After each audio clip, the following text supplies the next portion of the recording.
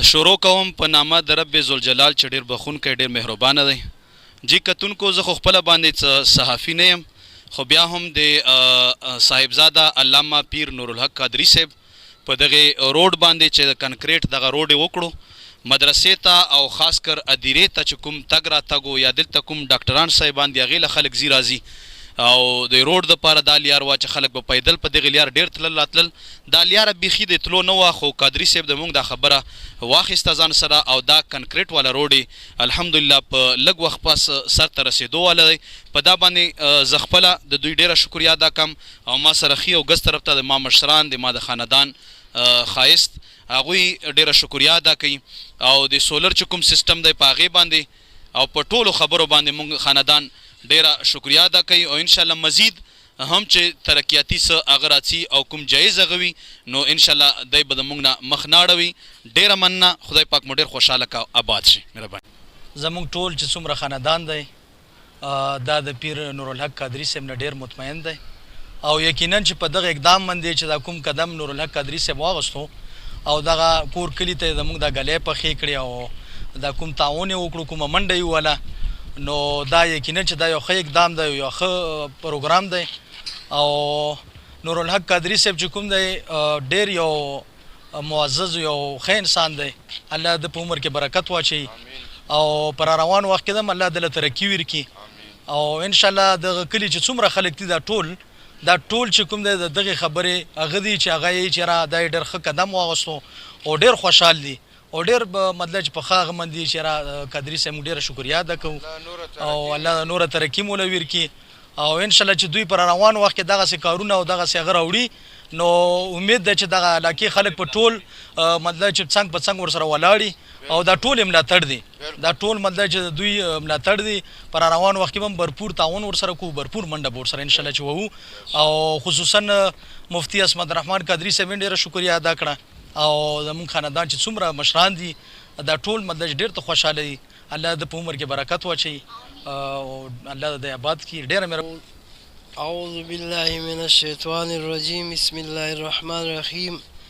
نورالحق صاحب مونږ مخکې پیرخانه وه، اوس هم شکر الحمدلله پیرخانه ده او مونږ سره یې ډېره غټه منډه تړلې وله او انشاءالله الرحمن چې مونږ به ورسره غټه منډه تړله وغو چې ده په سر کې سرونه درومي انشاءالله چې سرونه مخکې کړي وار څه مخکې کړي او دی به مونږ سره هم داسې منډه تړله وغي الله دی نور هم کامیاب کړي، الله دله نور هم ډېره ترقي ورکړي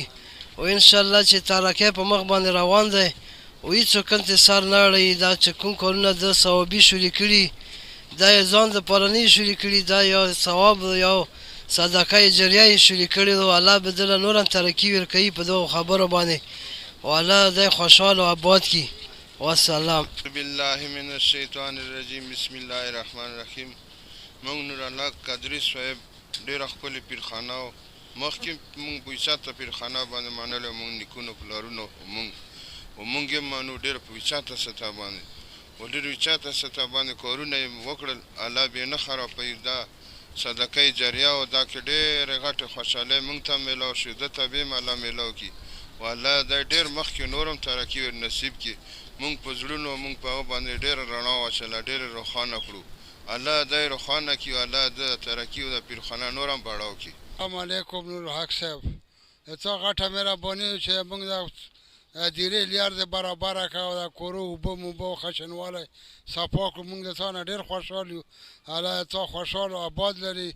او تا بچي او تا ګدی د مولا د ورځ د محشره پرې آباد او خوشحاله لري. موږ درنه ډېر خوشحال یو، الله د خوشحال لره، الله د آباد لره،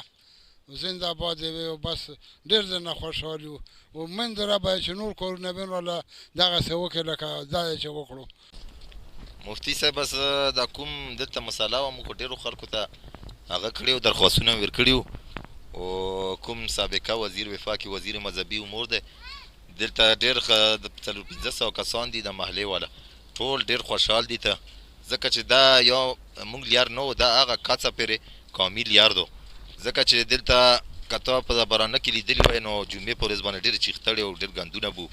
نو وفاقي وزیر مذهبي امور ډېر مشکور یو چې دلته یې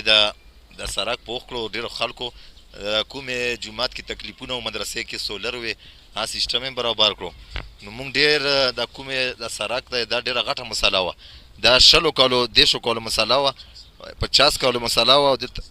50-55 لک روپو پروجیکټ دی دغه کې چې کوم نورالحق صاحب دا کوم هغه وکړو ډېر غزیات د محلې والا خلک خوشحال دي او موږ د محلې والا ډېر شکرګزار یو بل ټول خیبر ته شکرګزار یو قومي لیار دو ډېر مسلې وې کې معذوره خلکو ته هغه ته بوډاګانو ته او انشاءالله آینده دپاره به دغه خلک په ټول الیکشن کې ورسره شانه بشانه ولاړي او اوټ په ورکوي اوټ په نه ضایع کوي